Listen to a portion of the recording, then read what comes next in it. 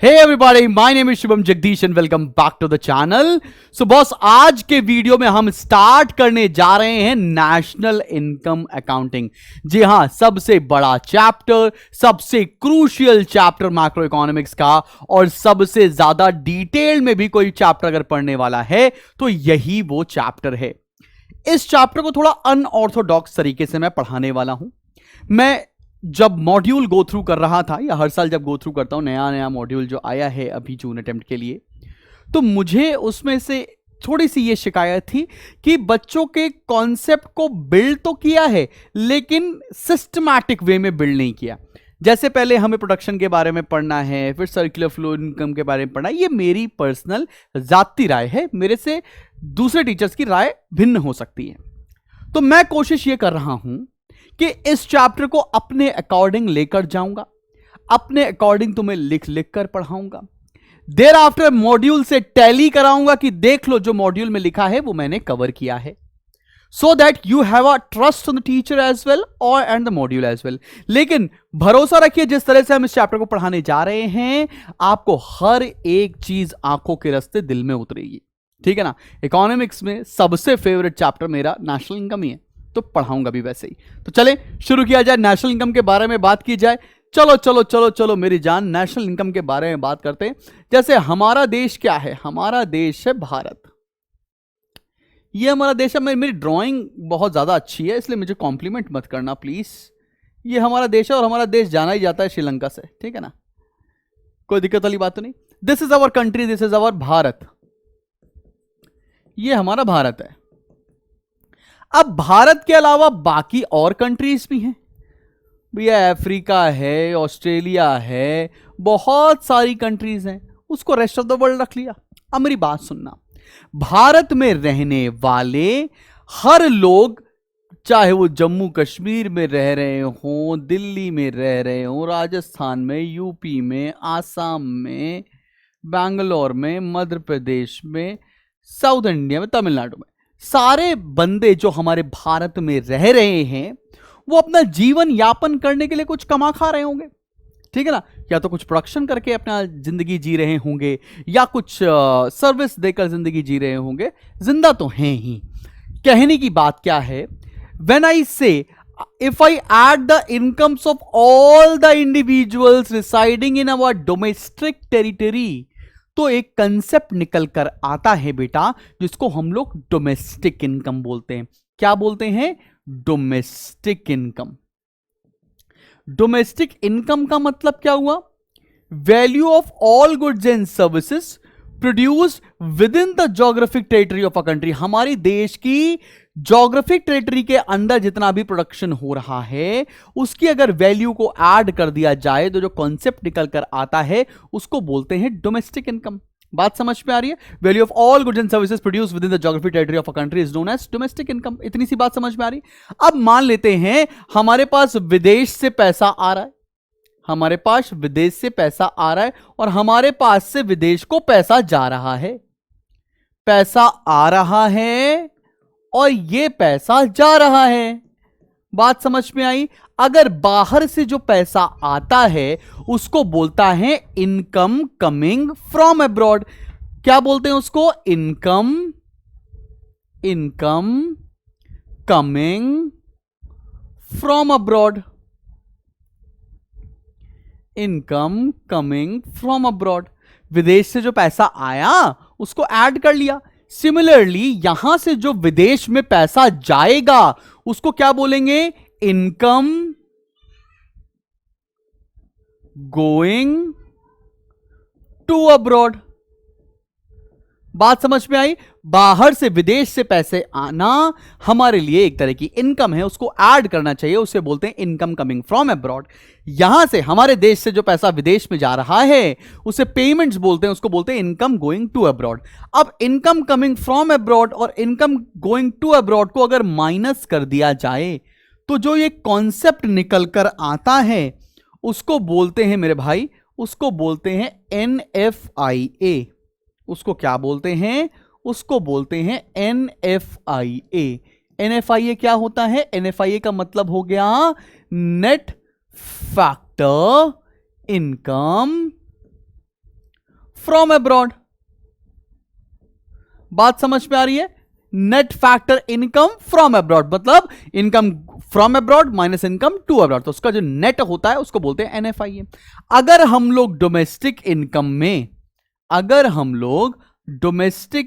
में एनएफआईए को जोड़ दें तो जो कॉन्सेप्ट निकल कर आता है मेरे भाई, जो कॉन्सेप्ट निकल कर आएगा उसको बोलेंगे नेशनल इनकम।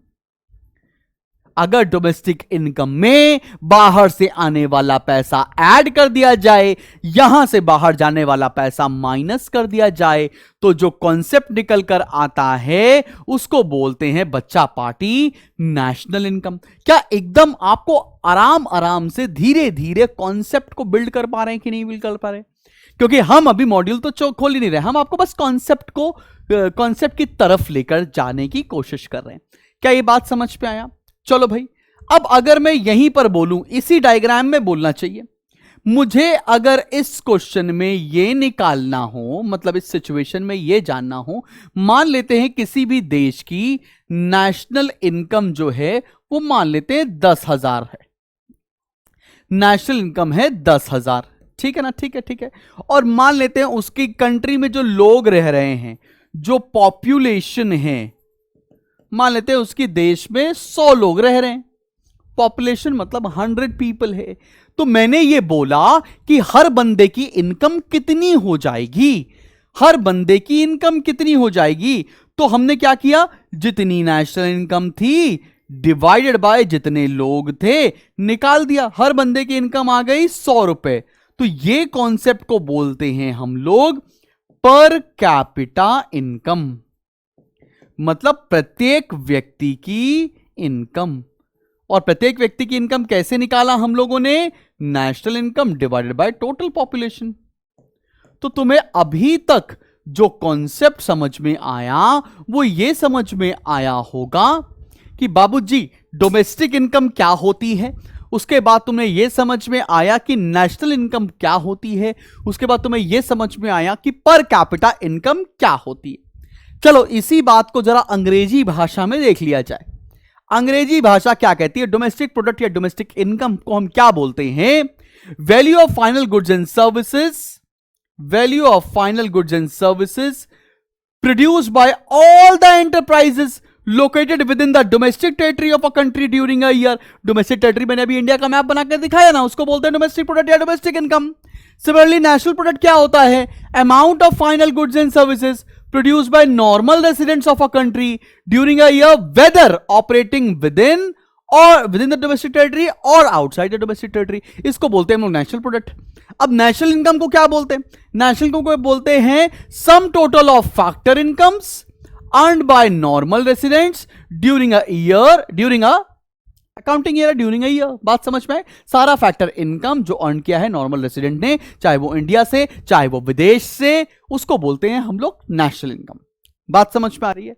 और पर कैपिटा इनकम भी तुमको समझ में आ गई है कि नेशनल इनकम को अगर टोटल पॉपुलेशन से डिवाइड कर देंगे तो हर एक बंदे की इनकम निकल के समझ में आ जाएगी। चलें बढ़े आगे।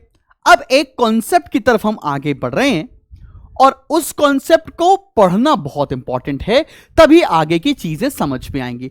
अब नेशनल इनकम में तुम्हें क्या क्या चीजें पढ़नी है, उसके पहले हम एक कंसेप्ट सिखाने जा रहे हैं आपको, जिस कंसेप्ट को बोलते हैं हम लोग कन्वर्जन। अभी ये कन्वर्जन इसलिए पहले पढ़ाना पड़ रहा है वरना बच्चों को बहुत सारा कंफ्यूजन आ जाता है। अभी कन्वर्जन के पीछे तुम परेशान मत हो, बस तुम सीख लो कि कन्वर्जन होता कैसे है, आगे इवेंचुअली पता चल जाएगा कि इसका यूज कहां से हो रहा है। अगर बाबू तुम्हें कोई चीज डोमेस्टिक में दी हो और तुम्हें नेशनल निकालनी हो, डोमेस्टिक दी हो नेशनल निकालनी हो, तो इसमें ऐड किया जाता है NFIA। अभी NFIA क्या होता है मैंने अभी बताया है।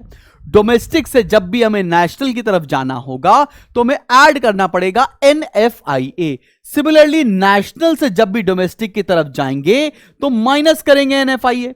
क्या ये बात समझ में आ रही है बच्चा बाड़ी को? एकदम कोई दिक्कत कोई मुसीबत तो नहीं। अगले कॉन्सेप्ट की तरफ बढ़े। अगला कॉन्सेप्ट यह बोलता है कि अगर आप कभी फैक्टर कॉस्ट पर हैं, फैक्टर कॉस्ट को एफसी बोलते हैं। फैक्टर कॉस्ट का मतलब क्या है? Cost of producing a commodity, उसको सिंपल फैक्टर कॉस्ट बोलते हैं। और अगर आपको निकालना है मार्केट प्राइस, यह बात समझिएगा, अगर आप फैक्टर कॉस्ट पर हैं, आपको निकालना है मार्केट प्राइस, तो आपको ऐड करना पड़ेगा बच्चा पार्टी एनआईटी। अब ये सर एनआईटी क्या होता है, हमें समझ ही नहीं आ रहा। एनआईटी का मतलब होता है net indirect tax. Net indirect tax निकालते कैसे हैं? इनडायरेक्ट टैक्स, इनडायरेक्ट टैक्स जैसे जीएसटी माइनस सब्सिडीज,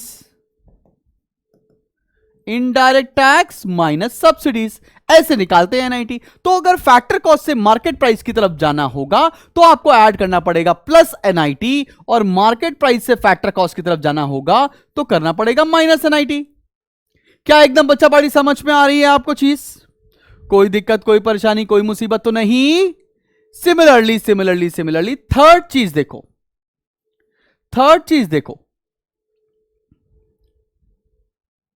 थर्ड चीज पर आते हैं।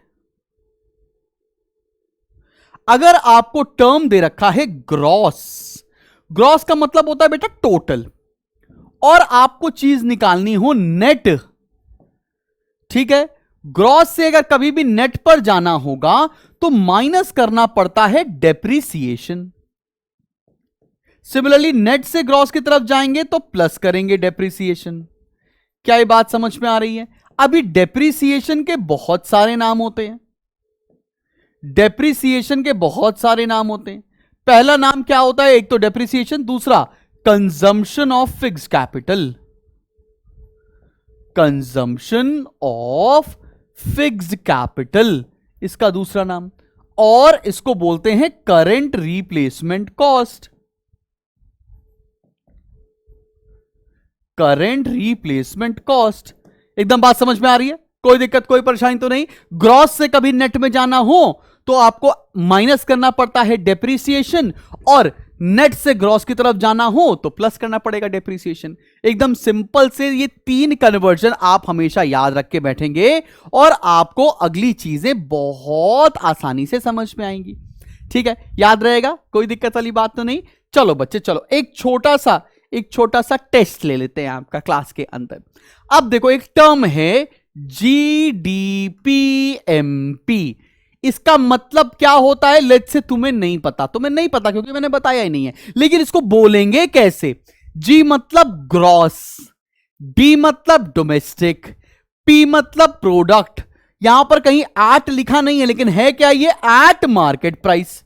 तो इसका फुल फॉर्म क्या हुआ बेटा? इसका फुल फॉर्म हुआ ग्रॉस, डी मतलब डोमेस्टिक, पी मतलब प्रोडक्ट। अब बहुत सारे बच्चे इसको पढ़ के आए, कोई बात नहीं, मैं सब बच्चों को पढ़ा रहा हूं जिसने पढ़ा है या नहीं पढ़ा है। Gross domestic product at market price, eight market price. तो अगर किसी बच्चे को इसकी मीनिंग निकालनी हो तो क्या हो सकता है? सोचो, ग्रॉस मतलब टोटल, मार्केट प्राइस मतलब जो मार्केट में प्राइस चल रहा हो, डोमेस्टिक मतलब within the geographic territory of a country, P मतलब प्रोडक्ट। तो हम क्या इसको बोल सकते हैं? Sum total of all the goods and services produced within the geographic territory of a country at prevailing market price. क्या बात समझ में आई?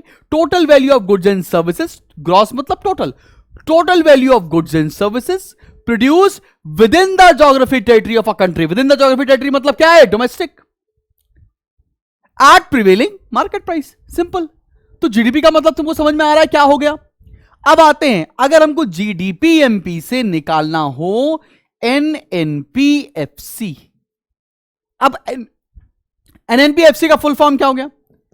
एन मतलब नेट, दूसरे एन का मतलब नेशनल, पी मतलब product, eight factor cost, eight factor cost. बात समझ में आई? Eight factor cost. अब अब इसका कन्वर्जन कैसे करें? मान लो हमें कोई फिगर जीडीपी एमपी में दे रखी है और हमें एनएनपीएफसी निकालना है, तो हम कन्वर्जन कैसे करेंगे? ग्रॉस से नेट आएंगे, ग्रॉस से नेट आएंगे, तो ग्रॉस से नेट जाने में क्या करना पड़ता है? Minus depreciation. ठीक है, डोमेस्टिक से नेशनल जाने के लिए क्या करना पड़ता है? Plus NFIA. अभी अभी कन्वर्जन करना सिखाया है मैंने आपको। सिमिलरली प्रोडक्ट सेम है, कोई दिक्कत नहीं। मार्केट प्राइस से फैक्टर कॉस्ट में कैसे जाएंगे? Minus NIT. मार्केट प्राइस से फैक्टर कॉस्ट में कैसे जाएंगे? Minus NIT. तो तुम सब बच्चों को कन्वर्जन समझ में आ गया, एकदम क्लियर है। कन्वर्जन क्या होता है ये एकदम अच्छे से समझ में आ जाएगा। कैसे कर रहे हैं कन्वर्जन, ये क्लियर हो गया। अब तुम्हारे पास ना बहुत सारे टर्म्स आएंगे जिससे तुम परेशान होगे। जैसे देखो, टर्म्स क्या आएंगे? जीडीपी, और क्या आएगा? जीएनपी, और क्या आएगा? एनडीपी, और क्या आएगा? एनएनपी। इस 4 टर्म्स के अलावा कोई नया टर्म आपके पास आएगा ही नहीं। ठीक है, बात समझ में आ रही है? अब तुमसे जीडीपी का मतलब क्या होता है, जीएनपी का मतलब क्या होता है, एनडीपी का मतलब क्या होता है, एनएनपी का मतलब क्या होता है, तुम्हें इतना पता चल जाए तो तुम्हारे लिए इनके फॉर्मूले डिराइव करना, तुम्हारे लिए इनका prevailing market price, factor cost जो भी है वो भी चल जाएगा, वो भी निकाल सकते हैं। अब देखो, जीडीपी क्या हो सकता है? या तो जीडीपी एट फैक्टर कॉस्ट होगा या जीडीपी एट मार्केट प्राइस होगा। सिंपल, इसके अलावा जीडीपी तो कुछ और हो नहीं सकता ना। सिमिलरली जीएनपी क्या होगा? या तो फैक्टर कॉस्ट पर होगा या तो मार्केट प्राइस पर होगा। सिमिलरली एनडीपी क्या हो सकता है? या तो फैक्टर कॉस्ट पर होगा या तो मार्केट प्राइस पर होगा। एनएनपी क्या हो सकता है? या तो फैक्टर कॉस्ट पर होगा या तो मार्केट प्राइस पर होगा। बात समझ में आ रही? तो जीडीपी का मतलब क्या है? जी मतलब ग्रॉस, ग्रॉस मतलब टोटल, टोटल। डी मतलब डोमेस्टिक, मतलब डोमेस्टिक मतलब क्या होता है? With in the geographic territory of a country. P मतलब प्रोडक्ट, मतलब total value of goods and services produce within the geographic territory of a country. इसका मतलब समझ में आया? क्योंकि रटना नहीं है आपको, लिख कर नहीं आना पेपर में, समझना है। जीएनपी का मतलब क्या हो गया? डी मतलब डोमेस्टिक, एन मतलब नेशनल। नेशनल का मतलब क्या है? बाउंड्रीज के बाहर भी चीजें। तो जब भी नेशनल की बात आएगी ना, तो एक कीवर्ड लिखा होगा नॉर्मल रेसिडेंट्स। जहां जहां नॉर्मल रेसिडेंट्स का कीवर्ड आए, तुम यह समझ लेना नेशनल की बात हो रही है। तो इसका क्या लिख सकते हैं? Total value of goods and services produce by normal residents of a country. Total value of goods and services produce by normal residents of a country. और डोमेस्टिक का कीवर्ड क्या होता है? With in the geographic territory. क्या होता है बेटा? With in the geographic territory. मैं ये सब चैप्टर बिल्ड कर रहा हूं। अगर मैं मॉड्यूल से पढ़ाना शुरू करता तो तुरंत तुरंत कॉन्सेप्ट खत्म हो जाते, लेकिन तुम वो फिर दिक्कत आएगी इस चैप्टर में। तो तुम्हें बिल्ड कर रहा हूं कॉन्सेप्ट। अभी तो पिक्चर शुरू ही नहीं हुई, अभी तो बिल्ड हो रही है सारी चीजें। तो जब भी डोमेस्टिक आएगा तो उसके लिए तुम कैसे पहचानोगे कोई चीज डोमेस्टिक है? अगर लिखा हो with in the geographic territory of a country. तुम कैसे पहचानोगे कोई चीज नेशनल है? लिखा होगा normal residents of a country. बात समझ में आई? अब क्या पहचानना है? अगला देखो टर्म, यहां लिखा है एनडीपी। ग्रॉस मतलब टोटल, नेट मतलब, इसका मतलब इसमें डेप्रिसिएशन एक्सक्लूड कर दिया गया है। तो इसको कैसे पहचाने? इस पे लिखेंगे total value of goods and services produced within the geographic territory of a country excluding depreciation, net of depreciation। इस तरह के टर्म्स लिखे होंगे। बात समझ में आया? एनडीपी क्या हो सकता है और एनएनपी क्या हो सकता है? Total value of goods and services produced by normal residents of a country excluding depreciation, net of depreciation. Net का मतलब क्या हो गया? डेप्रिसिएशन हटा दिया गया है। ठीक है ना? डोमेस्टिक का मतलब within the geographic territory of a country. National मतलब बाय नॉर्मल रेसिडेंट्स। क्या बात समझ में आ रही है? अब फैक्टर कॉस्ट देख लो। फैक्टर कॉस्ट और मार्केट प्राइस। बच्चा बाड़ी, चलो जल्दी से को। फैक्टर कॉस्ट और मार्केट प्राइस। मार्केट प्राइस का मतलब क्या होता है? जो मार्केट में पैसे चल रहे हो, सामान को बेचने के, प्रोड्यूस करने के कुछ पैसे होते हैं जो मार्केट में चलते हैं, तो उसको बोलते हैं एट प्रिवेलिंग मार्केट प्राइस। उसे क्या बोलेंगे हम लोग? At prevailing market price. सब बच्चों को समझ में आ गया। और अगर फैक्टर कॉस्ट लिखा हो तो वहां पर फैक्टर्स ऑफ प्रोडक्शन के बारे में बात की जाएगी। फैक्टर्स ऑफ प्रोडक्शन मतलब क्या हो गया? Labour, wages, profit, interest, rent, इन सब के बारे में बात की जाएगी। फैक्टर कॉस्ट का मतलब क्या हो गया? फैक्टर सर्विसेज को पेमेंट करना। फैक्टर सर्विसेज क्या होती हैं? या तो जमीन दी होगी, या तो लेबर दे रहे होंगे, या तो कैपिटल दी होगी। तो rent, interest, profit, land, labour, land के बदले में रेंट मिलेगा, लेबर के बदले में वेजेस मिलेगा, पैसे के बदले में आपको इंटरेस्ट मिलेगा। बात समझ में आ रही है? तो फैक्टर सर्विसेज, फैक्टर कॉस्ट उसको बोलते हैं। तो फैक्टर कॉस्ट जब भी आएगा तो वेजेस, इंटरेस्ट, ये सारे टर्म्स लिखे होंगे। मार्केट प्राइस मतलब एट प्रिवेलिंग मार्केट प्राइस। तो अब तुमको कोई भी टर्म आ जाए उसका मतलब पता है, मतलब पूछेंगे भी नहीं पेपर में, बिकॉज एमसीक्यू है। अब इसका फॉर्मूला कैसे डिराइव करेंगे? बहुत आसान सी बात है। तुमको जिसका भी फॉर्मूला चाहिए तुम उससे निकाल सकते हो। लेट्स से तुम्हें जीडीपी एमपी का फॉर्मूला चाहिए। जीडीपी एमपी कैसे निकालेंगे? तुमको जिससे मर्जी आए तुम निकाल लो। तुम्हें मन करता है हम जीडीपी एमपी का फॉर्मूला हम किससे निकाल लें? जीडीपी एफसी से निकाल सकते हैं, जीएनपी एमपी से निकाल सकते हैं। कैसे निकालेंगे? कन्वर्ट करके। तो अगर मैं यहां पर लिख दूं GDP FC plus NIT, GDP FC दिया हुआ था, मार्केट प्राइस कैसे कन्वर्ट करेंगे? एनआईटी इसमें जोड़ दें। तो किसी का भी फॉर्मूला रटने से अच्छा है डिराइव करना आ जाए, तो दिक्कत परेशानी मुसीबत दूर हो जाएगी। कन्वर्जन आ गया, किसी का भी फॉर्मूला किसी से निकाल सकते हो। समझ में आ रही है बात? तो ये बेसिक आइडिया लग रहा है कि ये चैप्टर कैसे बिल्ड होने वाला है। तो चलिए बढ़ते हैं आगे। यहां तक एक बेसिक आइडिया तो आप सभी को लग चुका है कि जीडीपी, जीएनपी, एनडीपी, एनएनपी क्या होता है और उसको फाइंड आउट कैसे करेंगे। अब जरा बढ़ते हैं और यह पता लगाते हैं बॉस कि ये ट्रांसफर पेमेंट्स क्या होते हैं। ट्रांसफर पेमेंट्स का मतलब अगर एकदम सीधी सीधी भाषा में बोला जाए, बिना कोई एफर्ट किए अगर आपको कुछ पैसे मिल जाते हैं उसे बोलते हैं हम लोग ट्रांसफर पेमेंट। जैसे मेरे पिताजी रेलवे से रिटायर्ड हैं, तो आज की डेट में गवर्नमेंट उनको पेंशन देती है, तो pension is example of transfer payment. बात समझ में आ रही है? तो यहां पर लिखा है मैंने, payments received without any contribution to current output is known as transfer payment. जैसे कि मैंने पेंशन लिखाया। अब ट्रांसफर पेमेंट भी दो तरह की है।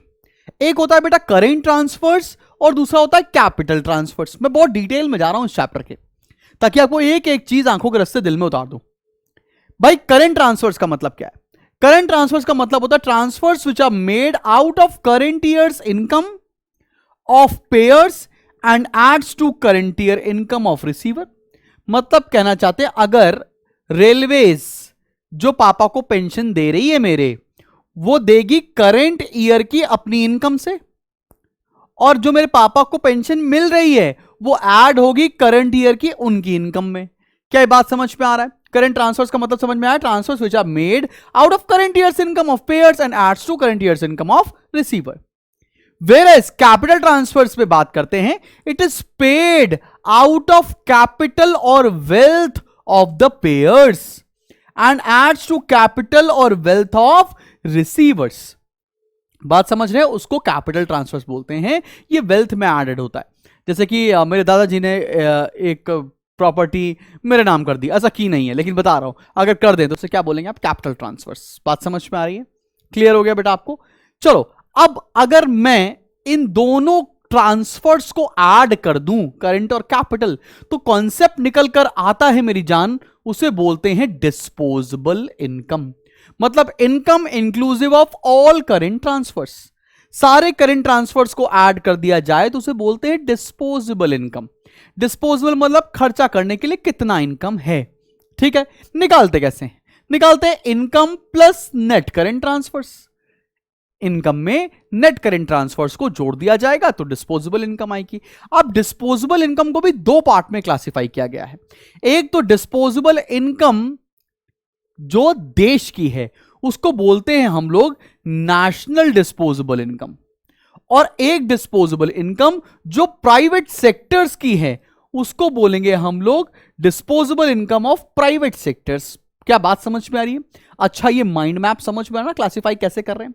डिस्पोजेबल इनकम का बेसिक सा मतलब तुम समझते हो ना, खर्चा करने के लिए कितना पैसा है देश के पास, प्राइवेट सेक्टर के पास।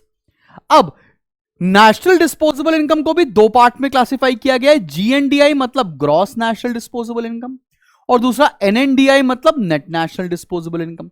ग्रॉस नेशनल डिस्पोजेबल इनकम कैसे निकालते हैं? GNPMP plus एनसीटीआरओडब्ल्यू।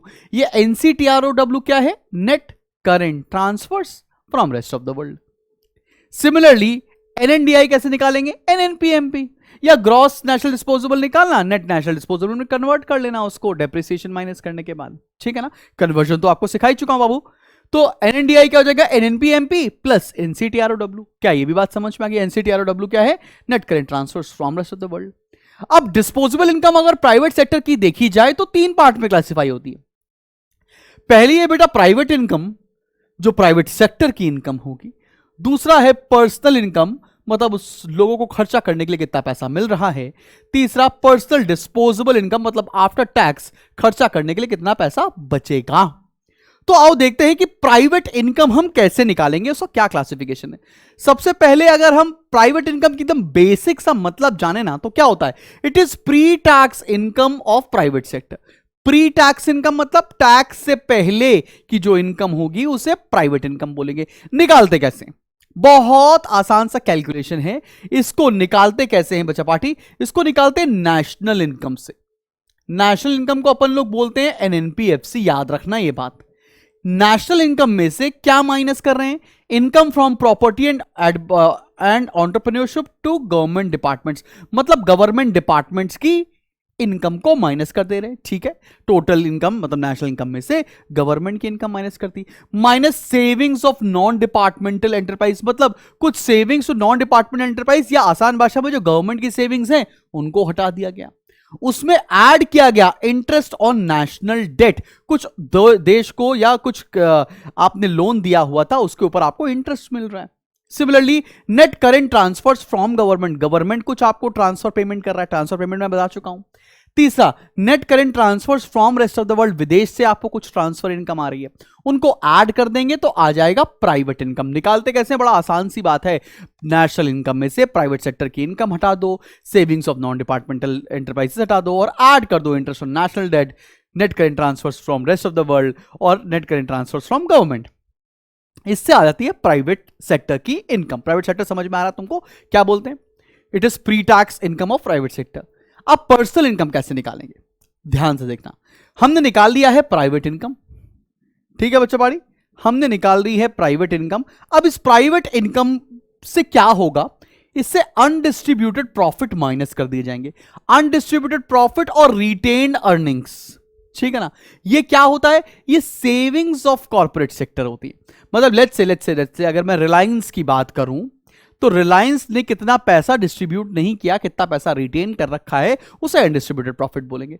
अब प्राइवेट सेक्टर को भी तो टैक्स देना पड़ता है सरकार को, तो उसे बोलेंगे कॉर्पोरेट प्रॉफिट टैक्स, ठीक है। और इसमें से माइनस कर देंगे contribution towards social security scheme, SSS जो लिखा है, सोशल सिक्योरिटी स्कीम। अब क्या होता है? प्राइवेट सेक्टर भी ग्रुप इंश्योरेंस लेते हैं, आपके पीएफ में पैसे कंट्रीब्यूट करते हैं, लोगों की लाइफ को कैसे बेहतर बनाया जा सके उस पर पैसा खर्चा करते हैं, तो उसको माइनस कर दिया। पर्सनल इनकम कैसे निकालेंगे? आपको बात समझ में आ रही है? प्राइवेट इनकम जो भी आई उसमें से हमने अनडिस्ट्रीब्यूटेड प्रॉफिट और रिटेन अर्निंग्स को माइनस कर दिया। हमने कॉर्पोरेट प्रॉफिट टैक्स को माइनस कर दिया, बिकॉज सरकार को हमने टैक्स दे दिया, और उसमें से कुछ भी ग्रुप इंश्योरेंस और इस तरह की चीजें जो सोशल सिक्योरिटी स्कीम के तहत आती हैं उसको, उसका कॉन्ट्रीब्यूशन माइनस कर दिया, तो आ जाएगी पर्सनल इनकम। हम इससे पहुंचेंगे अगले टॉपिक की तरफ जो है पर्सनल डिस्पोजेबल इनकम, मतलब एक बंदे के पास कितना पैसा बचता है वाकई में खर्च करने के लिए, ये वो कॉन्सेप्ट है। तो पर्सनल इनकम में से अगर अपने पर्सनल टैक्स जैसे इनकम टैक्स, जो भी हम जीएसटी पे करते हैं, जो भी वेल्थ टैक्स पे करते हैं, उसको माइनस कर दें और उसमें से माइनस कर दें मिसलेनियस रिसीट्स ऑफ गवर्नमेंट। ये मिसलेनियस रिसीट्स ऑफ गवर्नमेंट क्या है? मतलब कभी कभी चालान हो जाता है, फीस देनी पड़ती है, फाइन्स देने पड़ते हैं, वो माइनस कर दें तो एक्चुअल में हमारी पर्सनल डिस्पोजेबल इनकम निकल सकती है। स्टेप बाय स्टेप आपको सारी चीजें बताई हैं, न्यूमेरिकल क्वेश्चन करके भी समझाएंगे, तो बिल्कुल टेंशन लेने वाली बात नहीं है, आपको समझ में आनी चाहिए एक एक चीज, ठीक है। बात समझ में आई। अब बढ़ते हैं और देखते हैं ये रियल जीडीपी क्या होता है और नॉमिनल जीडीपी क्या होता है। साथ में इसके कुछ कॉन्सेप्ट्स पर आएंगे और साथ में दिखाएंगे बाबू कि अभी तक हमने जो चैप्टर में आपको पीछे से पढ़ाया है या कॉन्सेप्ट वर्णन किए हैं बताने के लिए आपको, वो कैसे यूज होने वाले। रियल जीडीपी का मतलब होता है when GDP is calculated at constant price. Constant price का मतलब है price from some base year, उसे बोलते हैं अपन लोग रियल जीडीपी। नॉमिनल जीडीपी क्या होता है? When GDP is calculated at current price, उसको बोलते हैं अपन लोग नॉमिनल जीडीपी। अगर ग्रॉस डोमेस्टिक प्रोडक्ट का कैलकुलेशन करंट ईयर के प्राइस पर होगा तो उसे बाबू नॉमिनल जीडीपी बोला जाएगा। और जीडीपी का कैलकुलेशन किसी पास्ट के बेस ईयर पर लेकर किया जाएगा तो उसे रियल जीडीपी बोलते हैं। और रियल जीडीपी ही एक करेक्ट इंडेक्स होता है वेलफेयर का। बात समझ में आ रही है सबको? यहां तक चीजें क्लियर हो गई। चलिए बढ़े आगे, चलिए बढ़ते हैं आगे। अब आपको दिखाते हैं कि चैप्टर में बेसिकली पढ़ना क्या क्या है। चैप्टर में पढ़ना है national income accounting and the different concepts of national income, जिसमें मैंने कुछ कॉन्सेप्ट्स आपको अभी तक पढ़ाए हैं। उसके बाद मेजरमेंट ऑफ नेशनल इनकम कर आएंगे, जिसपे हम लोग इनकम मेथड, प्रोडक्ट मेथड और एक्सपेंडिचर मेथड पढ़ेंगे। साथ में हमको लिमिटेशंस और चैलेंजेस ऑफ नेशनल इनकम भी पढ़ना होगा। ये एक थ्योरेटिकल पोर्शन है। इतना हम लोग को यूनिट 1 में कवर करना है। आओ जरा देखते हैं नेशनल इनकम अकाउंटिंग क्या होती है और कौन इसको गवर्न करता है। तो national income accounting pioneered by the Nobel prize winning economist Simon Kuznets and Richard Stone. इसके ऊपर आपका एमसीक्यू बनना तय है बेटा, ठीक है ना। And the system of macroeconomic accounts for the stage of production of goods and services to the stage of their final disposal। तो इनको नोबेल प्राइज मिला था, इसलिए क्वेश्चन और इंपॉर्टेंट बन जाता है। अगली बात, the central statistical organization CSO in the Ministry of Statistics and Program of Implementation MOSP and I is responsible for compilation of national account statistics. At the state level, directorates of economics and statistics have the responsibility of compiling the state domestic product and other aggregates। तो तुमको याद रखना पड़ेगा कौन सी body है जो national income को calculation और ये सारी चीजें करती है, तो वो है CSO, सेंट्रल स्टैटिस्टिकल ऑर्गेनाइजेशन। अब बात करते हैं usefulness and significance of national income. जरूरत क्या है भाई साहब? तो पहला, businesses to forecast the future demand of their product. आगे चल के कैसी डिमांड होगी उनके प्रोडक्ट के बारे में पता लगाने के लिए आपको नेशनल इनकम का कैलकुलेशन जरूरी है। The estimates of national income show the composition and structure of national income in terms of different sectors in the economy, the periodical variations in them and broad sectoral shifts in the economy over time। तो भैया क्या composition है, कौन कौन से sectors contribute कर रहे हैं, किधर आप बिजनेस कर सकते हैं या किस सेक्टर में और स्कोप आ सकता है, ये सारी बातें बताती है नेशनल इनकम।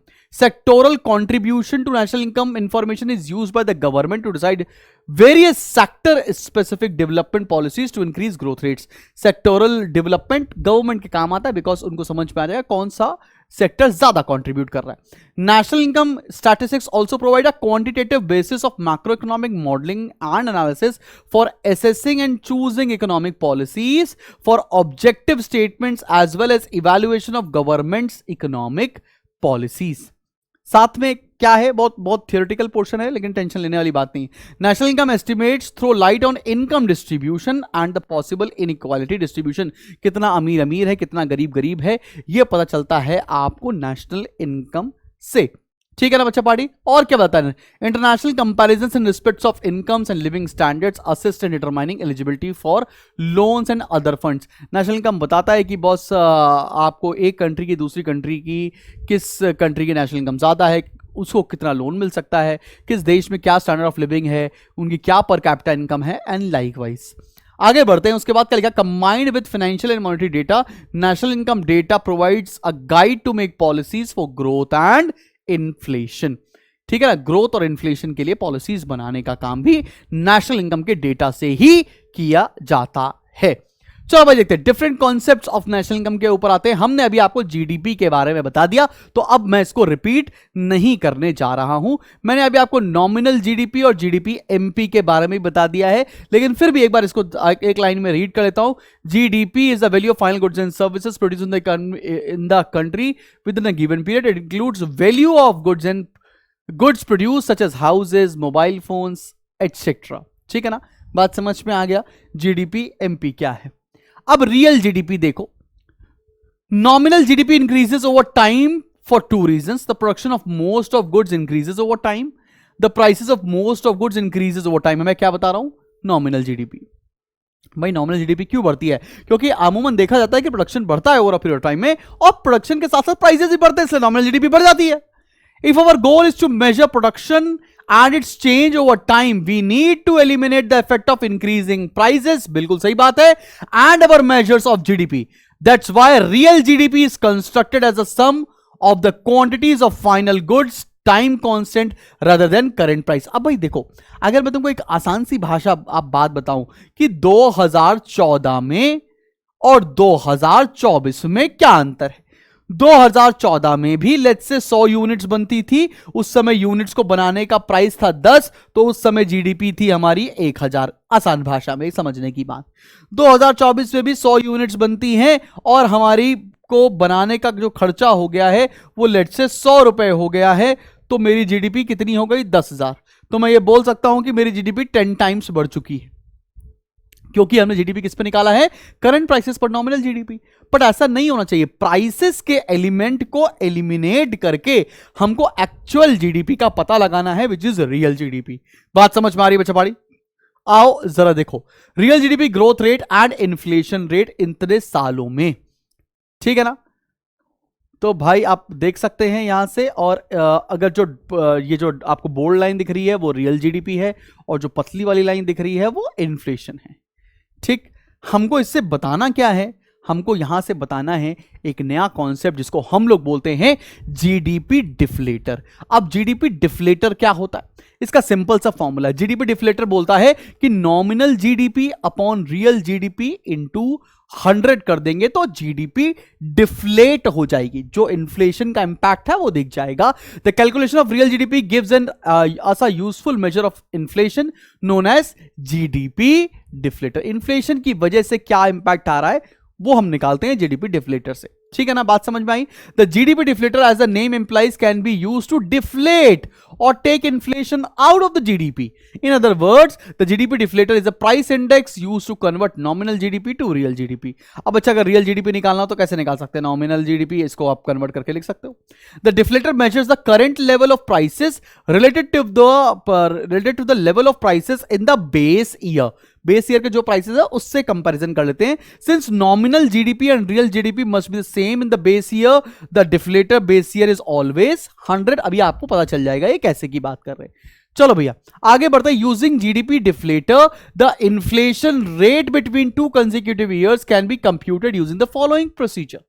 हम इन्फ्लेशन कैसे निकाल सकते हैं? Inflation in rate to GDP deflator in year 2 minus GDP deflator in year 1 divided by GDP deflator in year 1 into 100.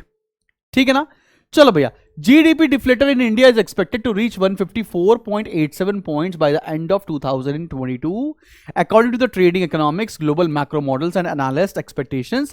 In the long term, the India GDP deflator is projected to trend around 167.94 points in 2023 and 175.67 points in 2024, according to the economics models. Inflation rate कैसे निकाल दिया? अब देखो, 167 minus 154.87 divided by 154.87 into 100, जो ये formula था. Inflation rate in 2023 as compare to 2022 will be 8.439%. तुमसे कोई पूछ ले कि इन्फ्लेशन रेट कितना है तो कैसे निकाला, तुम्हें समझ में आ गया? जीडीपी डिफ्लेटर ईयर 2 का माइनस जीडीपी डिफ्लेटर ईयर 1 का divided by GD deflator year 1 का इनटू 100 करके हम निकाल सकते हैं. आओ जरा एक टेबल देखते हैं, और टेबल देखते हैं और चीजों को निकालने की कोशिश करते हैं और कमेंट करते हैं कि ये हो क्या रहा है. चले भैया, मैं भी कैलकुलेटर खोल लेता हूं और देखते हैं कि क्या लिखा है. चलो बच्चा पार्टी, हमको देखो फाइंड आउट जीडीपी डिफ्लेटर. अभी जीडीपी डिफ्लेटर का फॉर्मूला पढ़ा है आपने. क्या फॉर्मूला था? Nominal upon real into 100. Nominal upon real into 100. ये क्या पढ़ा है? ये पढ़ा है जीडीपी डिफ्लेटर. ठीक है ना? कैसे निकालेंगे आप देखो, nominal upon real 500 upon 500 into 100, answer कितना आ जाएगा? 100%. फिर कितना लिखा है? 800 डिवाइडेड बाय 650 इंटू 100, ये आ गया 123.07. राउंड ऑफ कर दोगे तो 08. सिमिलरली फिर क्या करेंगे? 1150 अपॉन 800 इंटू 100, ये आ गया 143.75। Similarly 1300 upon 950 into 100 136.84, 1550 upon 1190 into 100 130.25, 1700 upon 1240 into 100 137.10। ये हम लोगों ने जीडीपी डिफ्लेटर निकाल दिया। अब बोल रहा है इंटरप्रेट करो, तो अब हमको ये पता लगाना पड़ेगा कि इन्फ्लेशन कितना होगा। इन्फ्लेशन इन 2015, तो अगर मुझे यहां का इन्फ्लेशन पता लगाना है तो कैसे पता लगाएंगे इन दोनों ईयर में? 123.08 माइनस 100 डिवाइड बाय 100 इंटू क्या फॉर्मूला है 100। भाई देखो, ये GDP deflator minus previous year का GDP deflator divide by previous year का जीडीपी डिफ्लेटर इनटू 100, तो आपको इससे इन्फ्लेशन पता चल जाएगा। तो कितना आ रहा है बेटा? 123.08 माइनस किया 100 डिवाइड किया 100 से इनटू कर दिया 100 से, यह आ गया 23.08%। तो इन्फ्लेशन कितना है? 23.08%। क्या सिमिलरली आप यहां पर निकाल सकते हैं? तो यहां पर कितना आएगा बेटा inflation? 143.75 minus 123.08 divide by 123.08 into 100, ये फॉर्मूला लग जाएगा। तो 143.75 माइनस किया 123.08 डिवाइडेड किया 123.08 इंटू 100, यह आ गया 16.79%। तो यहां पर इन्फ्लेशन कितना है? 16.79%। एंड लाइकवाइज आप हर एक स्टेज पर कैलकुलेट कर सकते हैं। अब इसका इंटरप्रिटेशन देखेंगे। अब आओ देखो, a deflator above 100 is an indication of price levels being higher and compared to the base year. From the year 2015 to 19, we find that price levels are higher than that of base year, the highest being in 2016. If GDP deflator is greater than 100, the nominal GDP is greater than real GDP. If the GDP deflator next year is less than the GDP deflator in this year, then the price levels have fallen, and if it is greater price level have increased. कहना क्या चाहता है? आसान भाषा में कहना यह चाहता है कि अगर प्रीवियस ईयर से करंट ईयर पर जीडीपी डिफ्लेटर कम हो रहा है तो उसका मतलब प्राइस फॉल हुआ है, एल्स प्राइस बढ़ता चला जा रहा है। सिमिलरली आप इन्फ्लेशन निकालकर देख सकते हैं कि ईयर ऑन ईयर इन्फ्लेशन कैसा आ रहा है। हाईएस्ट प्राइसेस किसमें थे? इस वाले प्राइस में। बात समझ में आ रही है? क्लियर? चले बढ़े। आप प्लीज एक बार ये कैलकुलेशन चेक कर लेना, ऐसा नहीं कुछ हमने गड़बड़ तो नहीं कर दिया। वैसे किया नहीं होगा। 23.08 ठीक है। चलो आगे बढ़ते हैं, आगे बढ़ते हैं, आगे बढ़ते हैं, आगे बढ़ते हैं। चलो ये क्वेश्चन आपकी स्क्रीन के सामने आ रहा है, इसको देखो क्या कह रहा है। लिखा है nominal and real GDP response respectively of a country in a particular year are 3000। तो नॉमिनल दे रखा है 3000 और रियल दे रखा है बेटा 4700। Calculate GDP deflator. GDP deflator हम कैसे निकालते हैं? जीडीपी डिफ्लेटर कैसे निकालते हैं? Nominal upon real into 100। कैसे निकालते हैं बच्चा पाड़ी? Nominal upon real into 100। कितना आ रहा है बताओ? नॉमिनल अपॉन रियल इंटू 100 अभी हम लोगों ने निकाला भी था। देखिए ये नॉमिनल अपॉन रियल इंटू 100। चलो भाई मैं इसको निकाले जा रहा हूं। 3000 डिवाइडेड बाय 4700 इंटू 100, ये आ गया 63.82%। फिर क्या बोल रखा है? Calculate GDP deflator and comment on the level of prices of the year in comparison with the base year. भाई देखो बेस ईयर में कितना रहा होगा? बेस ईयर में तो 100 रहा होगा जीडीपी डिफ्लेटर। अब जीडीपी डिफ्लेटर हमारा कम हो रहा है, इसका मतलब प्राइसेस हैव फॉलन। इसका आंसर क्या होगा? प्राइस हमारे कम हो रहे हैं। तो देखो भाई यहां लिखा है prices have fallen, GDP deflator is less than 100 at 63.88। बात समझ में आ रही? कैसे कैलकुलेशन किया? अगर जीडीपी डिफ्लेटर बढ़ रहा होता मतलब प्राइस बढ़ रहे होते, जीडीपी डिफ्लेटर कम हो रहा है इसका मतलब प्राइस कम हो रहे हैं। समझ में आ रही बात? अब देखो find nominal GDP if real GDP is equal to इतना एंड प्राइस इंडेक्स इज 100। अब यहां पर एक सिंपल सा फॉर्मूला देख लो भैया क्या बता रहे हैं। भाई देखो भाई नॉमिनल जीडीपी का फॉर्मूला क्या होता है? नॉमिनल जीडीपी का फॉर्मूला है real GDP into price index upon 100। Price index upon 100। ठीक है ना, ये नॉर्मल सा फॉर्मूला है। अब आपको निकालने को क्या बोला जा रहा है, नॉमिनल जीडीपी निकालो। फॉर्मूले में पुट कर सकते हैं, रियल जीडीपी कितना है 450 इंटू 120%, ये आ गया 540। ये फॉर्मूला याद रखिएगा बेटा, कोई दिक्कत वाली बात नहीं। ठीक, समझ में आ रही है बात। तो वैसे अगर आप यहां से प्राइस इंडेक्स का फॉर्मूला भी निकालेंगे तो नॉमिनल अपॉन रियल इंटू 100 होता है। चलो भैया आगे बढ़ते हैं। ये एकदम सिमिलर सा क्वेश्चन फिर से रिपीट हो गया है। अगर आप देखना चाहे, suppose nominal GNP of a country in 2010 is 600 crore and price index in the base year is 100। Now let the nominal GDP increases to 1200 crore in 2018 and the price index rises to 110। Find out the real GDP. तो तुम निकाल सकते हो real GDP का formula क्या हो जाएगा, real GDP equals to nominal GDP into 100 upon price index. कहां से आया ये क्लियर है, सीधा फॉर्मूले से आप निकाल सकते हैं। ठीक है ना भैया, कोई दिक्कत कोई परेशानी वाली बात तो नहीं है। हमको अगर निकालना हो तो हम ये फॉर्मूला कहां से डिराइव किया तुमको ये बता दें, real GDP upon nominal GDP. मैंने अभी यहां देखिए निकाल कर दिखाया था आपको। यस, अगर आपको देखना हो कि प्राइस इंडेक्स कैसे निकालते हैं तो प्राइस इंडेक्स का भी आप फॉर्मूला निकाल दो, nominal GDP upon real GDP into 100। इस फॉर्मूले से प्राइस इंडेक्स निकाल सकते हो। और हमको अगले क्वेश्चन में क्या बोल रहा है, हमको अगले क्वेश्चन बोल रहा है फाइंड आउट रियल जीडीपी। तो हम रियल जीडीपी का सीधा फॉर्मूला लगा के निकाल सकते हैं। हमको पता है nominal upon real into 100 is equals to price index. ठीक है, बात समझ में आ रही है आप लोग को, कोई दिक्कत कोई परेशानी तो नहीं है। ये सीधा सीधा क्वेश्चन तो कर ले जाएंगे, इसमें ज्यादा टेंशन लेने वाली बात तो नहीं है। बढ़े आगे।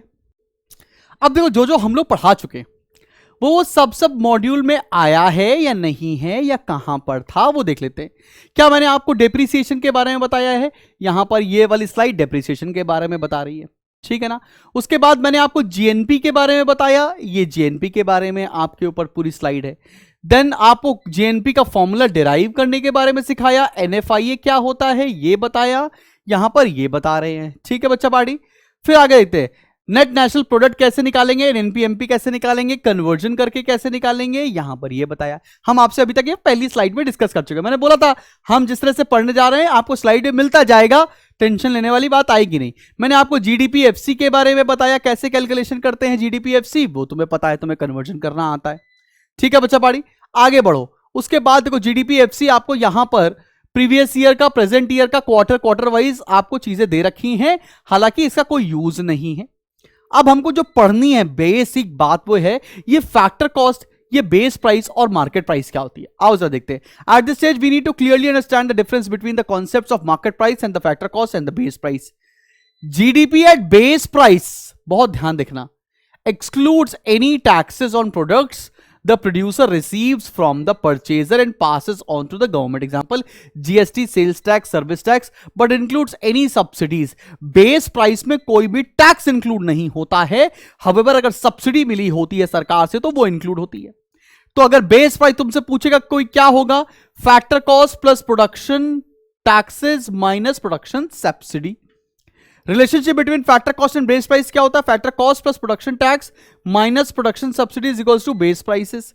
Relationship between base price and market price क्या होता है, base price plus product tax minus product subsidy is equals to market price. बस इतनी सी तुम बात याद रख लो जो यहां पर लिखी हुई है कि बेस प्राइस में कोई भी टैक्स इंक्लूड नहीं होता है, इसलिए टैक्सेस को माइनस कर देते हैं, और सब्सिडी इंक्लूड होती है। इतनी सी बात याद रहेगी तो कोई दिक्कत परेशानी नहीं आने वाली। आगे बढ़ते हैं। फिर हमने आपको एनडीपी के कॉन्सेप्ट के बारे में बताया, एनडीपीएफसी कैसे निकालते हैं ये कैलकुलेट करके दिखाया। फिर एनएनपीएफसी या नेशनल इनकम क्या होता है इसके बारे में भी बताया। ठीक है ना। National income is defined as the factor income accruing to normal residents of a country.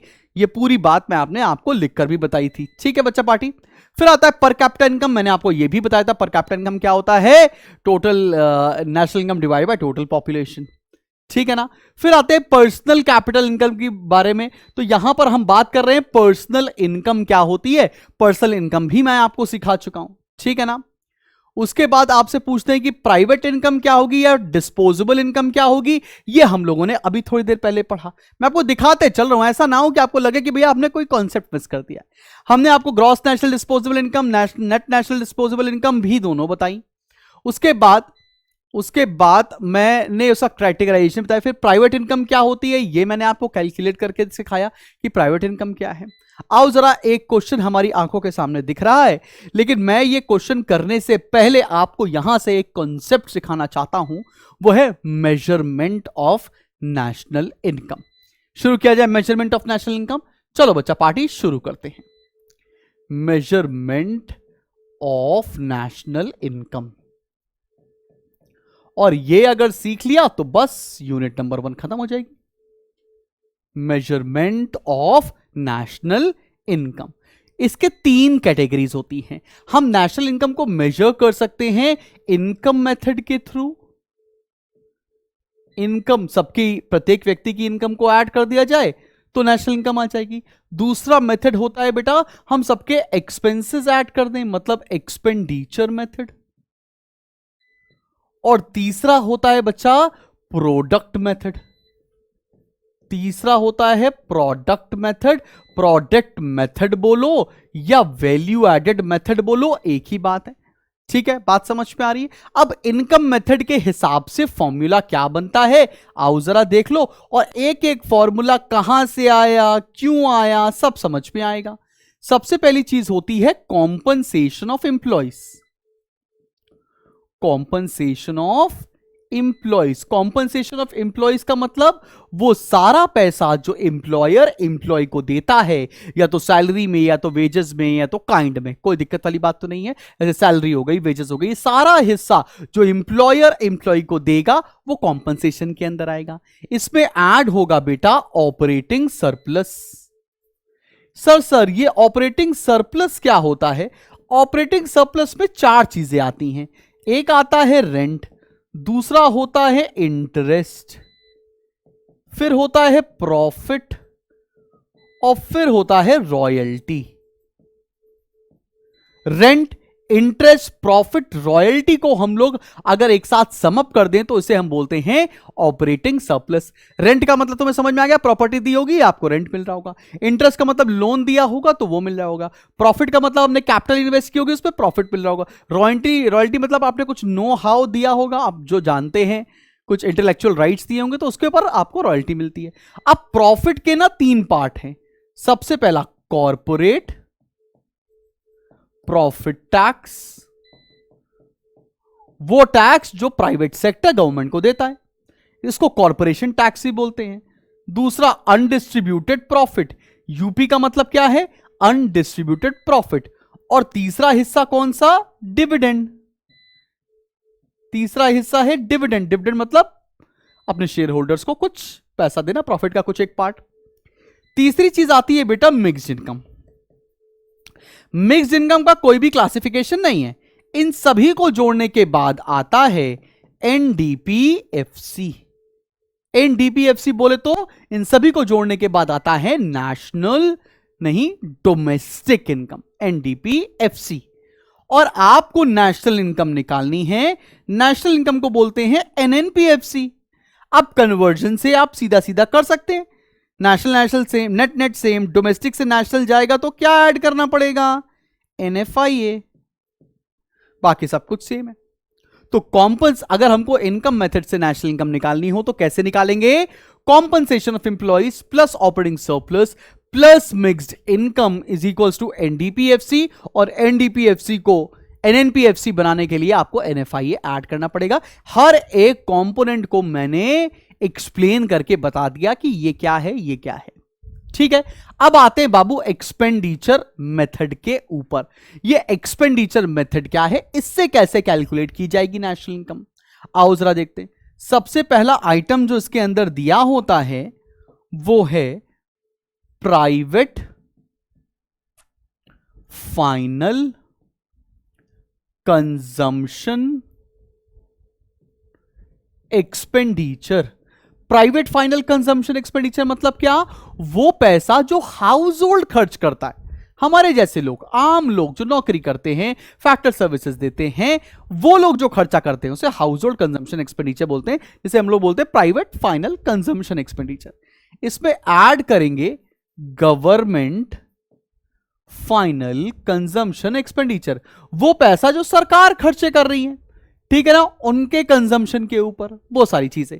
तीसरी, ग्रॉस डोमेस्टिक कैपिटल फॉर्मेशन। ये ग्रॉस डोमेस्टिक कैपिटल फॉर्मेशन का मतलब पता है क्या होता है? मतलब वो पैसा जो सरकारें खर्च कर रही हैं किसी भी देश में इंफ्रास्ट्रक्चर को बिल्ड करने में, रोड्स बना रही है, ब्रिजेस बना रही है, डैम्स बना रही हैं, उस पर जो पैसा खर्चा हो रहा है उसे बोलते हैं ग्रॉस डोमेस्टिक कैपिटल फॉर्मेशन। इस पर स्टार लगा लेना, बिकॉज इसके ऊपर कुछ और भी लिखवाना है मुझको। इसमें आप ऐड करेंगे बेटा नेट एक्सपोर्ट्स, तब जाकर जो कॉन्सेप्ट आता है, नेट एक्सपोर्ट्स का मतलब क्या बेटा? Exports minus import. तब जाकर जो कॉन्सेप्ट आएगा उसे बोलेंगे जीडीपीएमपी। ये याद रखना कि इसको ऐड करने के बाद क्या आता है। मेरे लिए बहुत आसान था कि मैं इसको पीपीटी में लिख दूं और उसको रीड आउट कर दूं, लेकिन ये सीखोगे जब तुम मेरे साथ साथ पढ़ोगे ना, आप आराम से इत्मीनान से मेरे साथ साथ लिखते चलिए इसको। जीडीपीएमपी और नेशनल इनकम क्या होता है बच्चा? एनएनपीएफसी। तो ग्रॉस से नेट जाएंगे तो माइनस डेप्रिसिएशन, आपको कन्वर्जन पता है। डोमेस्टिक से नेशनल जाएंगे तो plus NFIA. Product same market price से फैक्टर कॉस्ट जाएंगे तो माइनस एनआईटी। ठीक है बच्चा पाड़ी, चलें अभी प्रोडक्ट मेथड पर आते हैं थोड़ी देर में। पहले तीनों फॉर्मूले आपको अच्छे से लिखवा दें। अब ये ग्रॉस डोमेस्टिक कैपिटल फॉर्मेशन क्या होगा? मैंने आपको स्टार बनाया। कभी कभी ना ग्रॉस डोमेस्टिक कैपिटल फॉर्मेशन की जगह क्वेश्चन में दे रखा होगा gross domestic fixed capital formation. बेटा क्या दे रखा होगा?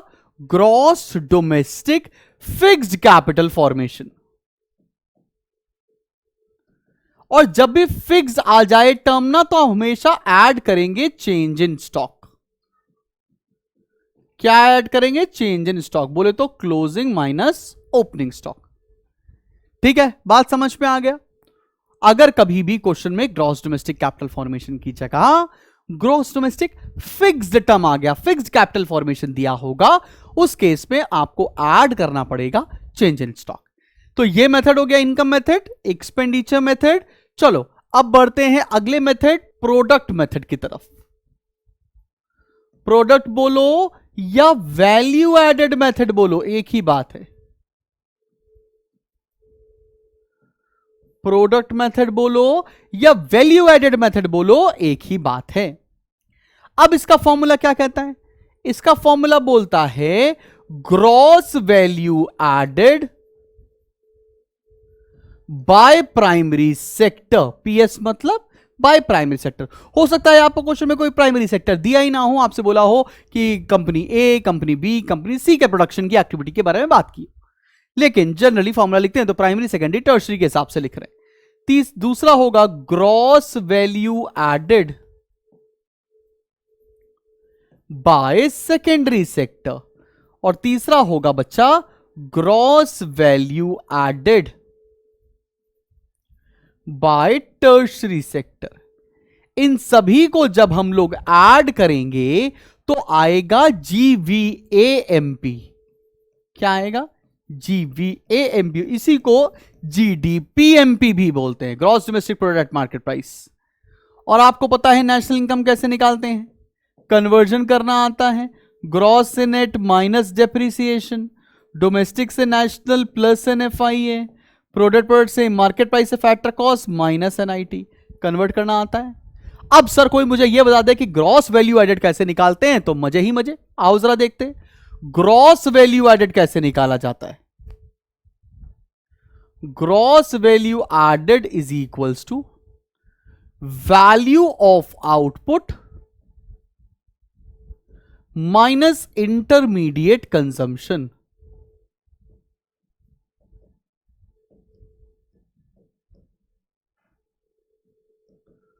Value of output minus intermediate consumption.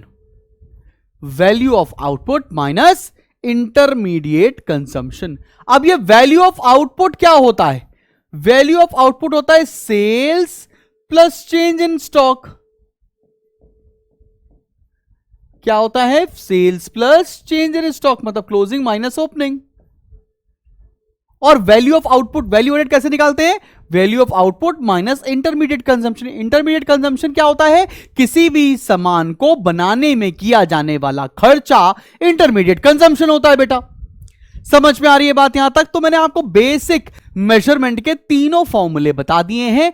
अब इसके एप्लीकेशन की बारी आती है और देखते हैं कि कैसे क्वेश्चंस को हम लोग सॉल्व करेंगे। चलिए बढ़ते हैं। चलो ये क्वेश्चन देखते हैं जिसके बारे में अभी थोड़ी देर पहले हम लोगों ने जिक्र किया था। From the following data calculate NNPFC, NNPMP, GNPMP, GDPMP. एक डेटा दे रखा है, देखो हमें यहां पे चीजें दे रखी हैं, operating surplus, mix income, rent, profit. तो यहां से लग रहा है ये इनकम मेथड का फॉर्मूला है।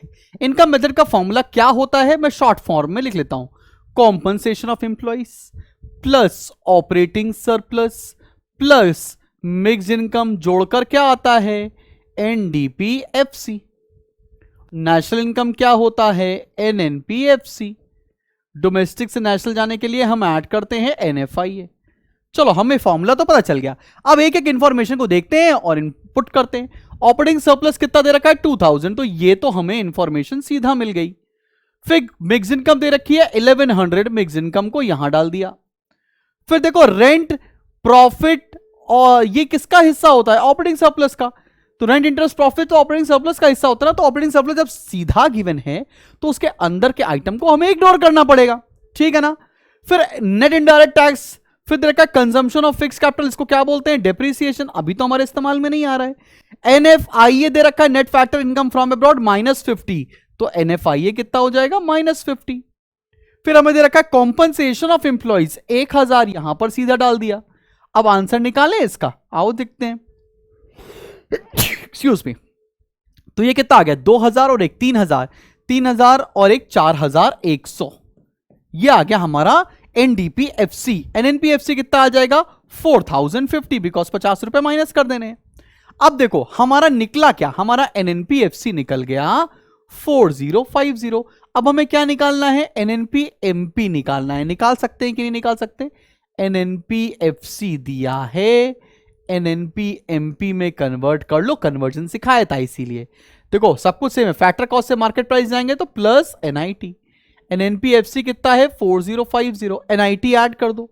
एनआईटी का फॉर्मूला क्या होता है? Indirect tax minus subsidy. तो एनआईटी हमें देखो सीधा गिवन भी है, कितना? 450। तो इसमें से 450 माइनस कर दें, कितना बचेगा? 0 0, 10 में से 4 जाएगा 6, 3600। तो हमारा अगला भी आंसर निकल कर आ गया एनएनपीएमपी। कोई दिक्कत वाली बात तो नहीं है। जीएनपीएमपी और जीडीपीएमपी भी निकाल सकते हैं, सीधा सीधा कन्वर्जन ही करना है। अब देखो भैया, एनएनपीएमपी अगर हमें पता है कि 36 सेंट्रेट है तो जीएनपीएमपी कैसे निकाल देंगे? नेट से ग्रॉस जाएंगे तो प्लस कर दें इसमें डेप्रिसिएशन, बस। बाकी सब तो सेम है। डेप्रिसिएशन हमें दे रखा है, yes. Consumption of fix capital 400 add कर दो, इसका मतलब यह आंसर कितना आ गया? 4000। समझ में आया? अब जीएनपीएमपी से क्या जीडीपीएमपी निकाला जा सकता है? बिल्कुल निकाला जा सकता है। जीएनपीएमपी दे रखा है 4000। क्या हम जीडीपीएमपी निकाल सकते हैं? ये जीएनपीएमपी है, माफी। जीडीपीएमपी निकाल सकते हैं क्या? नेट से, नेशनल से डोमेस्टिक जाना है। नेशनल से अगर डोमेस्टिक जाना होता है तो माइनस करते हैं एनएफआईए ना। एनएफआईए कितना दे रखा है? -50। तो माइनस -50 प्लस 50 हो जाएगा। तो ये आंसर कितना आ जाएगा? 4050। तो तुम्हें बेसिकली करना आया कि अगर कोई न्यूमेरिकल दिया होगा तो तुम उस पर अपनी नॉलेज को कैसे अप्लाई करोगे। Is it clear to everybody? चले बढ़े आगे, अगले टॉपिक की तरफ आ जाएं। चलो भाई, हम लोग बढ़ते हैं अपने नेक्स्ट टॉपिक के ऊपर। और नेक्स्ट टॉपिक क्या है? नेक्स्ट टॉपिक है the system of regional accounts in India. आओ जरा देखते हैं ये क्या कह रहा है। थोड़ा सा थियोरेटिकल है, इसको रीड आउट करना पड़ेगा। Regional accounts provide an integrated database on the enumerable transactions taking place in regional economy and helps decision making at the regional level.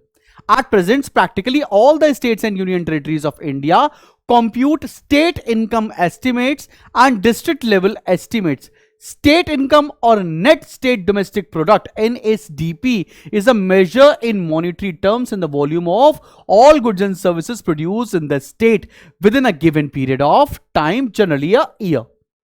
Per capita state income is obtained by dividing NSDP by the mid-year projected population of the state. भैया हमने क्या किया, national state domestic product को population से divide करते हो state की, तो क्या आ जाएगा उस स्टेट का पर कैपिटा इनकम, ठीक है ना. The state level estimates are prepared by state income units, representative state directorates of economics and statistics, DESs बोलते हैं इसको. द सेंट्रल Statistical organization assists the state in the preparation of these estimates by rendering advice on conceptual and methodological problems. In the preparation of state income estimates, certain activities such as railways, communications, banking and insurance, and central government administration that cut across state boundaries and thus their economic contribution cannot be assigned to any one state directly are known as supra-regional sectors of the economy. Supra-regional sectors कौन से हो गए, जो किसी एक reason के under नहीं आते, जैसे मैंने बता दिया रेलवे, कम्युनिकेशन एटसेट्रा वगैरह चीज. The estimates of these supra-regional activities are compiled for the economy as a whole and allocated. ठीक है ना. अब बात करने जा रहे हैं हम लोग जीडीपी वेलफेयर की. जीडीपी और वेलफेयर क्या होता है, चलो पहले पॉइंट के ऊपर आते हैं. जब सीधी सी बात समझनी है, income distribution and therefore GDP पर capita is completely इनएडिक्वेट measure of welfare. कभी भी जीडीपी ऑनेस्ट पिक्चर नहीं बताता है. ऑनेस्ट पिक्चर हमेशा बताता है उस जगह का पर कैपिटा. इसलिए per capita is the real instrument that shows the real picture. ठीक है ना. Countries may have significantly different income distributions and consequently different levels of overall well-being of the same level of per capita income. Quality improvements in systems and processes due to technological as well as managerial innovations which reflect true growth in output from year to year. Per capita income आपको quality improvements के बारे में बताता है. Production hidden from government authorities either because those engaged in it are evading taxes or because it is illegal drugs or gambling. भैया देखो कुछ ऐसे भी सेक्टर्स होते हैं जैसे प्रोडक्शन एक्टिविटी है जो इलीगल है और वहां से भी लोग पैसा कमा रहे हैं. ठीक है ना. Production hidden from government authorities either because those engage in its evading tax और because of its illegal drugs gambling. इसके बारे में हम लोगों ने अभी डिस्कस कर लिया. Non market production with few exception and non-economic contributors to well-being, for example health of country's citizens, education level, political participation or other social political factors that may significantly affect well-being levels. मतलब वो कौन कौन से ऐसे factors हैं जिससे well-being welfare के बारे में पता चल रहा है. बात समझ में आ रही है. The disutility of loss of leisure time. We know that other things remaining the same, a country's GDP rises if the total hours of work increases. GDP तभी बढ़ेगा जब number of hours of work बढ़ेंगे. Economic bads for example crime, pollution, traffic congestion etcetera which can make things even worse. तो वो welfare के लिए अच्छा नहीं है. The volunteer work and services rendered without remuneration undertaken in the economy even though such work can contribute to social wellbeing as much as paid work. तो ये भी जो लोग फ्री में काम करते हैं वो भी उनका भी उतना ही इक्वल लेवल ऑफ कंट्रीब्यूशन है. आगे बात करते हैं. Many things that contribute to economic welfare such as leisure time, fairness, gender equality, security of community feeling etcetera. इससे भी वेलफेयर का चीजें नापी जा सकती है. The both positive and negative externalities, which are external effects that do not form the part of market transactions, the distinction between production that makes us better off and production that only prevents us from becoming worse off. Example, defense expenditure such as on police protection, increased expenditure on police due to increase in crimes may increase GDP, but these expenses only prevent us from becoming worse off. However, no reflection is made in national income of the negative impacts of higher crime rates. भाई national income ही हमेशा true picture नहीं बताता है. क्यों नहीं बताता है? क्योंकि उस पर कभी क्राइम नहीं बचलता. वो तो एक इनकम का एक इंडेक्स है कि जिससे पता चल जाती है कि भैया देश के लोगों की इनकम है कितनी. ठीक है बच्चा बाड़ी. अब आते हैं limitations and challenges of national income computation. क्या दिक्कतों का सामना करना पड़ रहा है. वो बात करने जा रहे हैं। सबसे पहला, lack of an agreed definition of national income है क्या? उसके कोई डेफिनेट डेफिनेशन नहीं है। Accurate distinction between final goods and intermediate goods, final goods क्या होते हैं, इंटरमीडिएट गुड्स क्या होते हैं, that may vary from time to time, ठीक है ना। आगे बढ़ते हैं, इशू ऑफ ट्रांसफर पेमेंट्स के बारे में पता लगाना एग्जैक्टली मुश्किल होता है। सर्विसेज ऑफ ड्यूरेबल गुड्स, उसके बाद difficult of incorporating distribution of income, valuation of new good at constant price, valuation of government services, ये सब निकालना मुश्किल है, इसलिए यही सारी चीजें चैलेंज के अंदर आती हैं। अदर चैलेंजेस क्या है? inadequacy of data and lack of reliability of available data, presence of non-monetized sector, production for self-consumption, absence of recording of incomes due to illiteracy, lack of proper occupational classification, and accurate estimation of consumption of fixed capital, depreciation के बारे में exactly निकालना, ये सारे के सारे challenges हैं which are limitations for national income. I hope तुम्हें यूनिट 1 में यहां तक चीजें समझ में आई होंगी। चलो भैया, अब बढ़ते हैं हम लोग कुछ क्वेश्चंस की तरफ। आइए उठाते हैं और करना शुरू करते हैं एमसीक्यूज। अगले 20-25 एमसीक्यूज करते हैं, फिर देखते हैं आपको यूनिट 1 समझ में आया है कि नहीं। तो चलिए बढ़ते हैं, चलिए देखते हैं कि पहला क्वेश्चन क्या कह रहा है। The concept of resident unit involve in the definition of GDP denotes a business enterprises which belongs to a citizen of India with production unit solely situated India. नहीं भैया, ये नहीं होता। रेसिडेंट्स का मतलब और बड़ा होता है। The unit having predominant economic interest in the economic territory of that country for one और मोर इररिस्पेक्टिव ऑफ द नेशनैलिटी और legal status. Yes, legal status मतलब वो सारी यूनिट्स इनका इकोनॉमिक इंटरेस्ट जिस कंट्री में लाई करता है उस कंट्री के वो रेसिडेंट कहलाते हैं।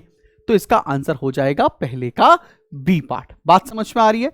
सभी बच्चों को क्लियर है? रेसिडेंट और नॉन रेसिडेंट आपको इकोनॉमिक इंटरेस्ट से पता लगाना पड़ेगा।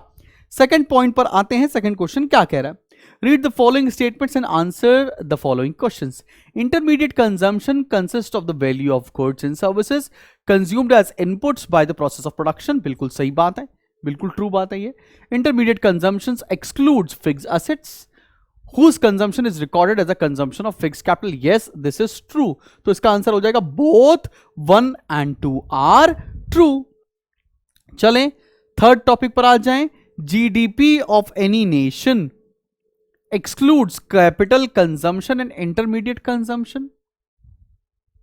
Excludes capital consumption and intermediate consumption. नहीं भाई, it includes intermediate consumption. Is inclusive of capital consumption or depreciation? Yes, it is inclusive of capital consumption और depreciation। मतलब depreciation इसमें include होता है, जीडीपी में निकालते समय हम लोगों ने सीखा है। ठीक है ना बच्चा? आगे बढ़े, आगे आते हैं फोर्थ क्वेश्चन की तरफ। फोर्थ क्वेश्चन क्या कह रहा है? फोर्थ क्वेश्चन बोल रहा है बच्चा party, the value of, read the following statements. Value added refers to the difference between value of output and intermediate consumption. Yes, ठीक है, true. Value added represents the contribution of labor and capital to the production process. Yes, true. तो इसका answer हो जाएगा statement 1 and 2 are correct. दोनों सही बात है। 15th question, sorry 5th question पर आ रहे हैं। 5th क्वेश्चन क्या कह रहा है बच्चा पार्टी? आओ जरा देखो। 5th क्वेश्चन बोला non economic activities are those whose value is excluded from national income calculation as it will involve double counting. नहीं, डबल काउंटिंग क्या मतलब? एक बार कहां इंक्लूड हुई? Those which produce goods and services since they are not exchanged in a market transaction they do not command any market value. Yes, तो B is the correct option. Non economic activity का मतलब क्या है? जो आप medium of exchange, जो आप खरीद बेच नहीं रहे हो, जिससे पैसा जनरेट नहीं हो रहा, those which do not involve production of goods and services they meant to provide hobbies. नहीं भाई, those which result in production for self consumption and therefore not include, नहीं, production for self consumption भी तो include ही होता है ना। ठीक है ना? आगे बढ़ते हैं, 6 टॉपिक पर आते हैं। और 6 टॉपिक क्या कह रहा है बच्चा पार्टी? आओ जरा देखो। विच the following does not enter into the calculation of national income. कौन सी चीज नेशनल इनकम की कैलकुलेशन में इंक्लूड नहीं होती है? सबसे पहला exchange of previously produce goods. Yes, ये इंक्लूड नहीं होती है। Exchange of second hand goods बिल्कुल भी नहीं होती है। Exchange of stocks and bonds, ये भी सेकंड हैंड गुड्स होते हैं। तो ऑल ऑफ द अबव मतलब वो गुड्स जो पहले एक बार इंक्लूड हो चुके हैं नेशनल इनकम में, वो दोबारा कभी भी इंक्लूड नहीं किए जाएंगे। आते हैं 7th क्वेश्चन पर। Which the following enters into the calculation of national income? ठीक है ना। आओ देखते हैं, value of services that accompany the sale, yes ये इंक्लूड किया जाएगा। Additions to inventory stock of final goods and materials, ये भी ऐड किया जाएगा। स्टॉक्स एंड बॉन्ड्स नहीं, ये ऐड नहीं किया जाएगा। इसका मतलब both A and B are correct. 7 question कर लिया, आपको समझ में आ रहा है कि कैसे कैसे हम लोगों ने किया। तो उसकी प्रिकॉशंस, नेशनल इनकम की, ये सारी चीजों पर थोड़ा सा ध्यान देना पड़ेगा। 8th, gross national product at market price, तो मतलब GNPMP कैसे निकालेंगे? आओ भाई देखते हैं। पहला वाला ऑप्शन देखो, GDPMP प्लस NFIA, तो ये क्या हो जाएगा? डोमेस्टिक को नेशनल बनाने के लिए क्या करेंगे? NFIA ऐड करना चाहिए, तो ये बन जाएगा GNPMP। बिल्कुल ठीक, तो पहला ही ऑप्शन 8th का सही हो जाएगा। ठीक है ना भाई, कन्वर्जन करने से हम लोग ये सीधा सीधा निकाल सकते हैं। चलो आगे बढ़ो, 9th क्वेश्चन पर देखते हैं क्या बोल रहा है। Choose the correct statement. Choose the correct statement क्या बोल रहा है? GNP includes earnings of Indian corporations overseas and Indian residents working overseas, but GDP does not include this। बिल्कुल सही बात है, A is the बिल्कुल करेक्ट चीज है इसके अंदर। तो GDP मतलब डोमेस्टिक के अंदर with in the geography territory होता है, नेशनल के अंदर बाहर से भी नॉर्मल रेसिडेंट्स वाली चीजें। तो पहला ऑप्शन बिल्कुल करेक्ट है। फिर NNPFC क्या हो जाएगा? National income is equal two factor income earn by the domestic, नहीं भैया ये गलत है। चलो पहला ऑप्शन तो हो चुका है। 10th क्वेश्चन पर आते हैं। The basis of distinction between market price and factor cost. भाई देखो, मार्केट प्राइस और फैक्टर कॉस्ट में क्या डिफरेंस है? मार्केट प्राइस से फैक्टर कॉस्ट जाओगे तो इसमें माइनस करना पड़ेगा NIT। क्या लिखेगा? NIT, net indirect tax. तो इसका फॉर्मूला क्या होता है? Indirect tax minus subsidies. तो 10th का आंसर हो गया बी पार्ट। बिल्कुल ठीक, हम लोगों ने कन्वर्जन में ये सीखा भी हुआ है। आगे बढ़ो, अगला क्वेश्चन देखो, लिखा है if net factor income from abroad is positive then national income will be greater than domestic income. Yes, अगर भाई देखो डोमेस्टिक इनकम क्या होता है? NDPFC, नेशनल इनकम क्या होता है? NNPFC, और इसमें ऐड क्या करते हैं? NFI। अगर NFI पॉजिटिव है तो ये ज्यादा हो जाएगा इससे, सिंपल सी बात। तो ये क्या हो जाएगा? National income will be greater than domestic income. बिल्कुल ठीक बात। आगे बढ़ते हैं, 12th क्वेश्चन पर आते हैं। बेटा 12th क्वेश्चन क्या कह रहा है? आओ जरा देखो, 12th क्वेश्चन कह रहा है GDP पर capita is a measure of a countries economic output पर पर्सन। बिल्कुल ठीक बात है। Actual current income receipts of person, नहीं वो तो गलत है। National income divide by total population, बिल्कुल ठीक है। तो इसका मतलब आंसर क्या हो जाएगा? A और C दोनों करेक्ट हैं। चलो बेटा आते हैं अपन लोग 13th क्वेश्चन के ऊपर। 13th क्वेश्चन क्या बोल रहा है? Which of the following is an example of transfer payment. Transfer payment का मैंने तुमको बताया था, पेंशन का एग्जांपल होता है, बिना कुछ किए पैसा मिल जाए। Old age pension, yes. Scholarships, yes. Compensation given for loss of property due to floods, yes. तो इसका आंसर क्या हो जाएगा? All of the above. बात समझ में आ रही है? क्लियर? बड़े 14th क्वेश्चन पर आ जाएं। 14th क्वेश्चन क्या कह रहा है? Mix income of self employed means. Mix income का मतलब क्या होता है? Net profit received by self employed, नहीं। आउटसाइड वेजेस, नहीं। Combined factor payments which are not distinguishable, ऐसी चीजें जिसको आप अलग अलग नहीं कर सकते हैं, वो सब आती है मिक्स इनकम के अंदर। बात समझ में आ रही है? क्लियर? अगले क्वेश्चन पर आ जाएं। अगला क्वेश्चन क्या कह रहा है? आओ जरा देखो। बोल रहा है which the following is added to national income while calculating personal income. Personal income calculate करते समय which the following is added to national income while calculating personal income. ठीक है ना, पर्सनल इनकम निकालते समय क्या क्या ऐड करते हैं? आओ जरा देखो। Transfer payments to individuals, undistributed profit of corporate sector, transfer payments to foreigners. देखो हमको निकालना है पर्सनल इनकम, तो हम निकालते इसमें ऐड करते हैं transfer payments to individuals. Correct, एकदम बात समझ में आ गई। यहां तक MCQs क्लियर हो गए। अब हम क्या करने जा रहे हैं? अब हम कुछ न्यूमेरिकल सॉल्व करेंगे, कुछ बड़े वाले न्यूमेरिकल्स, सो दैट आपको थोड़ी अंडरस्टैंडिंग आ जाए। MCQ कैसे पूछे जाते हैं ये तो समझ में आ गया। एक या दो न्यूमेरिकल भी कर लेते हैं, उससे समझ में आ जाएगा कि न्यूमेरिकल की अंडरस्टैंडिंग कैसे कैसे होगी। क्लियर है? तो चलिए बढ़ते हैं। आओ चलो देखते हैं कि ये न्यूमेरिकल क्या कह रहा है। क्या रहा है, कैलकुलेट एनएनपीएफसी। एनएनपीएफसी बोलो तो नेशनल इनकम निकालने की बात कर रहा है ये क्वेश्चन। और कौन से मेथड से निकालना है, एक्सपेंडिचर मेथड से निकालना है। चलो भाई निकालते हैं। हमें पता है कि एक्सपेंडिचर मेथड से फॉर्मूला क्या होता है, डिस्कस किया है। Private final consumption expenditure, government final consumption expenditure, gross domestic capital formation, इसमें ऐड करते हैं नेट एक्सपोर्ट्स, तो आता है जीडीपीएमपी। और अपने को निकालना है एनएनपीएफसी। कैसे निकालेंगे, ग्रॉस से नेट चला जाएगा तो माइनस डेप्रिसिएशन, डोमेस्टिक से नेशनल जाएगा तो plus NFIA, product same, market price से फैक्टर कॉस्ट चला जाएगा तो माइनस एनआईटी। अब आओ देखते हैं क्वेश्चन में क्या क्या दे रखा है। प्राइवेट फाइनल कंजम्पशन एक्सपेंडिचर ये दे रखा है अपने को 10। उसके बाद नेट इंपोर्ट दे रखा है। एक्सपोर्ट को अगर हम ऐड करते हैं तो इंपोर्ट को हमें माइनस करना पड़ेगा, तो ये 20 माइनस कर दिया। फिर पब्लिक फाइनल एक्सपेंडिचर, ये क्या हो गया, गवर्नमेंट फाइनल कंजम्पशन एक्सपेंडिचर, ये कितना दे रखा है अपने आप को, 5 दे रखा है। फिर gross domestic fixed capital formation, मैंने आपको बताया था जब भी कभी फिक्स्ड लिखकर आएगा तो आप उसमें चेंज इन स्टॉक ऐड करेंगे। फिलहाल से है कितना, ये दे रखा है अपने को 350। इसमें अपने लोग को चेंज इन स्टॉक ऐड करना पड़ेगा। चेंज इन स्टॉक क्या होता है, closing stock minus opening stock. कहीं दे रखा है क्या, हाँ ये देखो चेंज इन स्टॉक अपने को 30 दे रखा है, तो ये हो गया 380। अगला क्या दे रखा है अपने को, डेप्रीसिएशन। डेप्रीसिएशन कितना है, 30। डेप्रीसिएशन को हम लोग को ये माइनस करना पड़ेगा।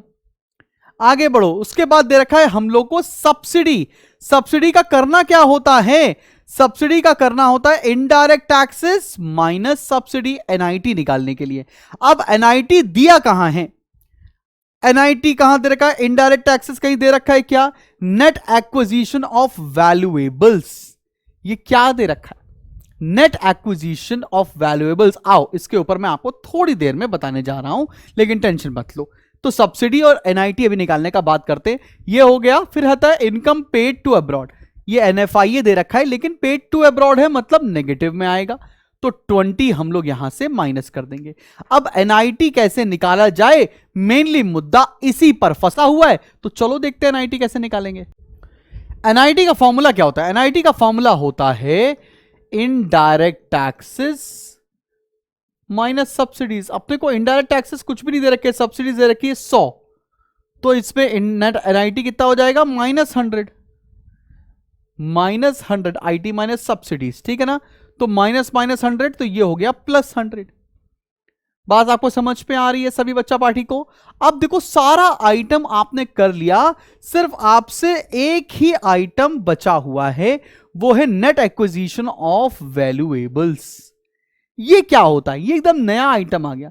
ये आपका ग्रॉस डोमेस्टिक कैपिटल फॉर्मेशन का ही हिस्सा है। बात समझ में आ रही है, कुछ वैल्यूएबल्स थे जिसको आपने क्रिएट किया है, तो ये ग्रॉस डोमेस्टिक कैपिटल फॉर्मेशन का हिस्सा है। आओ जरा अब आंसर निकालते हैं और देखते हैं आंसर कितना आ रहा है। चले भैया निकाला जाए। तो ये आया 10 + 5 + 390 -20, ये आ गया 385।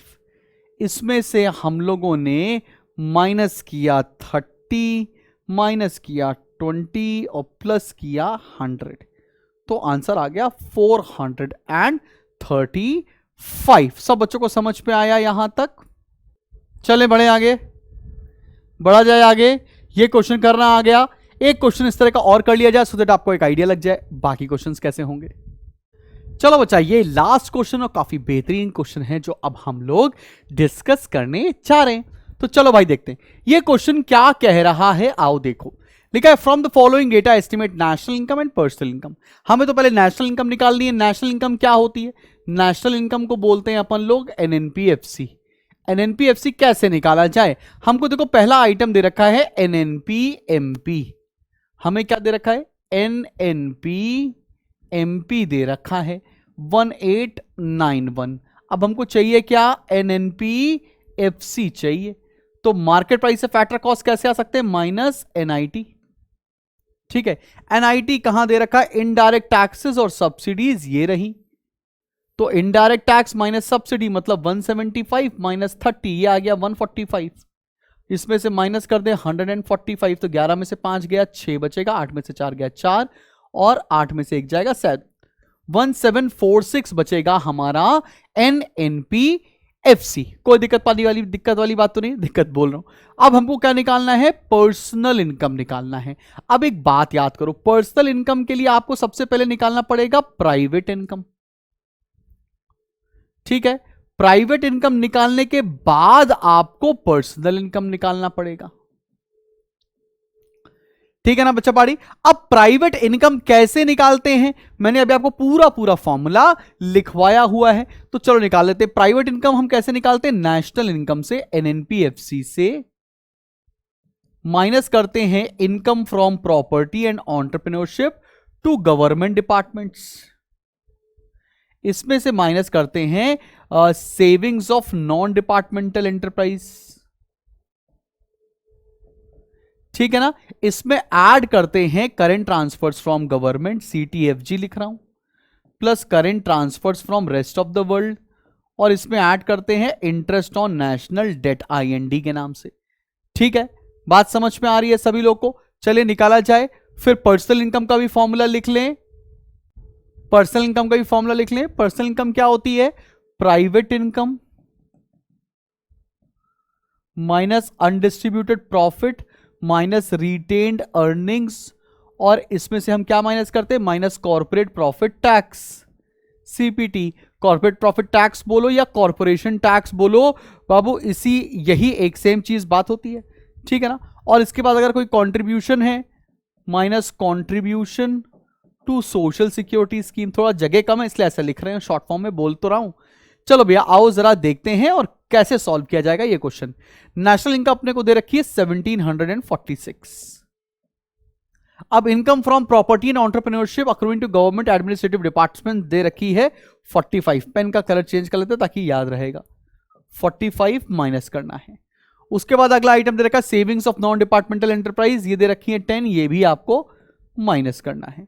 उसके बाद दे रखा है इंटरेस्ट ऑन नेशनल डेट 15, आपको ये 15 ऐड करना है, ठीक है। उसके बाद दे रखा current transfers from government and current transfers from rest of the world, ये दोनों ऐड करने हैं 35 और 20, ठीक। यहां से तो आपको निकल आएगा। फिर देखो यहां पर क्या दे रखा है, savings of private corporate sector and corporate profit tax. सबसे पहले तो ये निकाल लेते हैं प्राइवेट इनकम, चलो भाई निकाला जाए।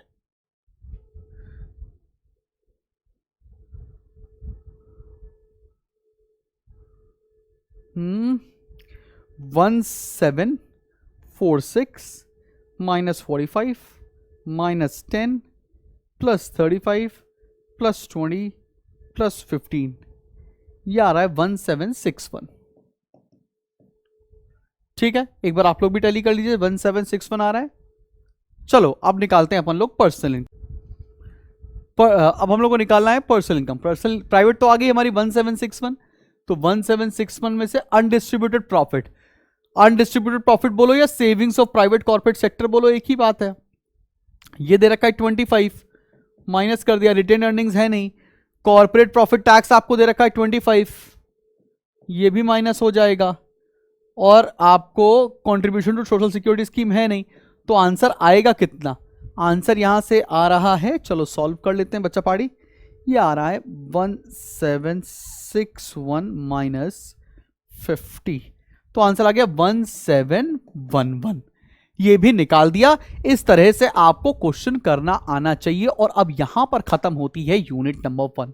यूनिट नंबर 1 मैंने पूरी 1 गो में पढ़ाई है। सिमिलरली यूनिट नंबर 2 भी आपको मिल जाएगी आने वाले 1 से 2 दिनों के अंदर। कैसा लगा है आपको नेशनल इनकम का चैप्टर? थोड़ा सा अनऑर्थोडॉक्स तरीके से पढ़ाया है। अगर आपको अच्छा लगा है तो ऐसा ही मैं यूनिट 2 भी आपको कंप्लीट कराना चाहता हूं। So stay tuned to the channel. मिलते हैं बहुत जल्दी एक नेक्स्ट वीडियो के साथ। Till then keep smiling and keep learning.